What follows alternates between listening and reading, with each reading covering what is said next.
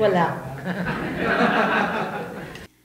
Iniimbekipot ng presidential sister at Senator Amy Marcos sa niyang kitandering media kiti Pampanga, di kilking era pa may kasundunin kayang sister-in-law ay First Lady Liza Marcos, ampong Vice President at Education Secretary Sara Duterte. Binisita yung senador kang Hero Sociedad San Fernando Martis, April 23. At tanda ng sinabi ng First Lady Marcos amenamdaman niya kang VP Duterte, uling ikwa na pa kanong maili anyang inaus niyang bangag ex-President Digong PBBM, king prayer rally king Davao City anyang January 28.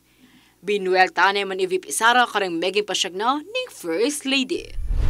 Bilang tao, karapatan ni unang ginang Liza Marcos na makaramdam ng sama ng loob at galit. Subalit, ang kanyang personal na damdamin ay walang kinalaman sa aking mandato bilang isang opisyal ng pamahalaan.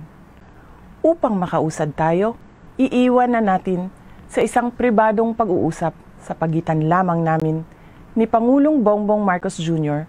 ang mga susunod na hakbang. Samantala, neman kanumanuwala ay Senadora Amy ating merapat secret agreement pilata ng ex-President Digong at ng Chinese government dikil king West Philippine Sea. Parang wala naman kasi talaga naman bunyag na yan ilang beses. Mula pa nung panahon ni Presidente Aquino, meron talagang kasunduan lagi sa pagpapadala ng pagkain at pangangailangan sa BRP Sierra Madre.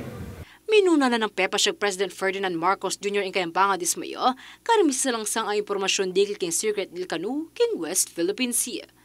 Kutang na pa ng presidente, od alang maski metong a dokumento dikil king kasunduan, alam mo naman kanong ebidensya, at owat alang sinabi kanini king transition period, pinatanan ni Mila Basang administrasyon at ning kasalungsungan.